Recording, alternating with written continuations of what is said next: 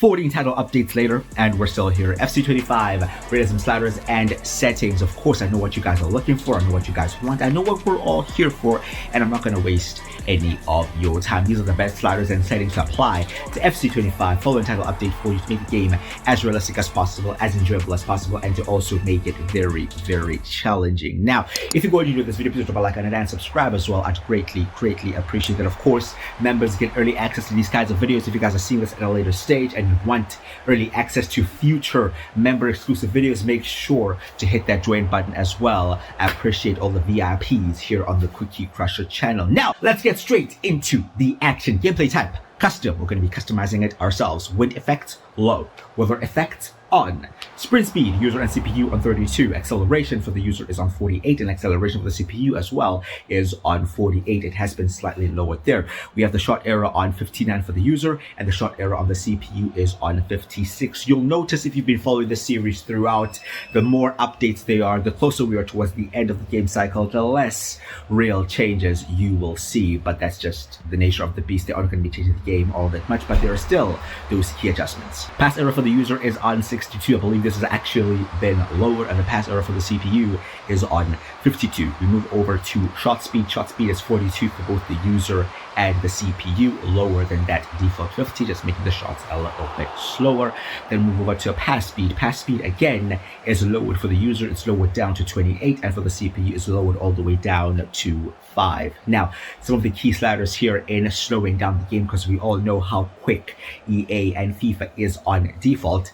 Pass speed, shot speed, sprint speed, all the speed sliders are key in just lowering the speed of the game, because from FC25 they removed the feature of changing the actual game speed from normal to fast to slow. I'd usually take the game speed on slow and still adjust the sliders individually, but that's not a factor, which makes all these speed sliders even that more important. Now we move over to injury frequency. Injury frequency has been for 75 for me. I like it there. I have a Borussia Mönchengladbach career mode. Haven't uploaded in a while because I have so many commitments. We will be uploading more frequently now again because I have a bit more of time. That's why even this video has taken me some time. But my point is, over in that series, I've had quite a lot of injuries. But it's one of those, man. You have seasons where you have a lot of injuries. You have seasons where you don't have a lot of injuries. It's really case specific. So we have injury frequency on 75, but then we have injury severity lowered down to 35. Goalkeeper ability is the same for the user and the CPU. It's on 59, making the goalkeepers a little bit better there. And we're not going to make it too much, right? So that's why it goes from 50 to 59, because we have lowered the shot speed. Lowering the shot speed in itself also allows the goalkeepers to make more saves. So yeah, just on 59 there. The marking is on 38 for the user, so it's actually lower than the default 50, and it's on 36 for the CPU. The marking is one way. If you haven't watched my videos in a while and you've seen my slider videos a long time ago, you'll be shocked, because usually I'd have it even higher than 50, but this time it's lower. Why? Because the higher it is, the more committed the players are to put pressure on the guy on the ball, right? To not allow them to have that much space. But the issue is, more often than not, defenders end up getting dragged out of position, and it gets very easy to play through this by just pinging the ball about, like one-touch passing. Such things will just allow the defenders to overcommit and open spaces in their defense. So that's why we have those values set there. The run frequency for the user is on 20, and it's lower than the run frequency for the CPU, which is on 25. So the 25 for the CPU means they'll be making a few more runs more frequently than your players will be. I have mine lower in the CPU because I personally like to manually trigger runs for my players. Sometimes I like the players to come short, sometimes I want them to make runs, but I want to have that control. If you have it higher, they're constantly going to be making runs away from the ball, which means they won't give you that short option to come towards the ball. Line height has actually been increased for both the user and the CPU. It's on 67, so increasing the defensive height just a bit there. Then we have the line length on 34, again modified after this update, and then the line width is on 49 as well. And then finally the fullback positioning is on 65 for the user and the CPU. All of these coincide, all of these work together. They're all about positioning, determining how high your defense is, how compact your defense is, how wide they spread out, and how further up the field, your fullbacks push as well. All very important. The user power bar is down to 37, which just compensates for that slower pass and shot speed on the user side. So it makes that actual input on the button feel a bit more natural. And then we have the first touch control error for the user all the way down to 3, and the first touch control error for the CPU all the way up to 98. I think moving forward, this is just the big disparity you'll see between these two values, especially at a higher difficulty, because the gameplay you see now is on legendary difficulty. And you'll see even still with tackles and 50-50s, the ball still kind of bounces about anywhere. It's not consistent, but I've seen that these values are the most consistent. Over the last few videos, I have not seen a need to show this part of the sliders, but I always get questions about them, so I just figured that I should just address this. My AI behavior is on tactical, and it's been on tactical for a very, very long time.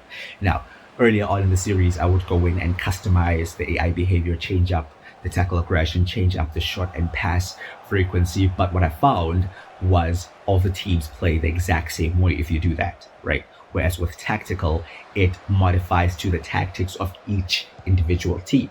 So you see all the values here are on 50, but when you go into the game, these values will change depending on which team, which means some teams will have higher pass frequency, right? Because they'll move the ball quicker than other teams. Some teams will be more patient in their build-up, like build-up frequency, or how quick they try to transition into the attacking areas of the field quicker than others, right? Some teams will have a higher tackle aggression, which means those tackles, and they're always going to be sliding in and, you know, trying to be aggressive and help to win the ball back. I prefer it that way because it offers variety and it plays to the tactics of each individual team.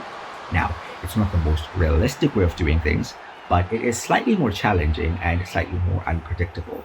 I just feel if you modify them, it will be more realistic, but it's going to be the same for every team, which means it's going to lack that variety. I just felt that I had to address that because I always get questions. And then finally, we have the game settings, which again are also very important. So make sure to set your settings up this way. A few are down to personal preference, but some are key. After this update, I tried out the manual ground passing. I was really tempted to try it and lower down that pass error, but manual ground passing for me, man, it's just too brutal. Honestly, it's too brutal, especially with just how aggressive the AI is on the higher difficulties with their tackling and how they commit to challenges and how they usually win 50-50 challenges.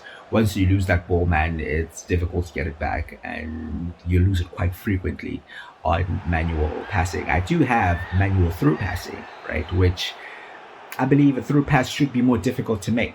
That's why I have it on manual, where it will be more difficult to slice up a defense. It will be more difficult to play that ball in behind, you know. But for now, I still have the ground passing on semi-assisted. I still have the shooting on precision. I prefer precision over fully manual or assisted. So play around with it. Try these. There are a few that I would highly recommend, such as manual jockeying, just to add that layer of difficulty and to ensure that you don't win the ball back in every single tackle that you make. If you jockey the guy and you're out of position, you will get punished, especially against some of the better dribblers in the game. But anyway, there is your update. As always, let me know your thoughts down in the comments. Again, I do apologize for the lack of content on the channel. I'm just very much preoccupied with a lot of stuff in my personal life right now, but I am still trying to make time for these videos because I know you guys value them very, very highly. I put all my effort into my career mode videos, so please make sure to check them out. I assure you guys will enjoy them if you like that kind of content. We will be back with the Borussia Mönchengladbach career mode in due course. More videos will be coming up. As for a schedule, I honestly can't commit to any kind of schedule because I just have so much going on, but I'll try to pump out videos as frequently as I possibly can. As always, please do drop a like on the video and subscribe as well. I'd greatly appreciate that. Let me know any thoughts, any questions, any suggestions down in the comment section below. But I've been with you, Crusher, and I'll see you guys next time.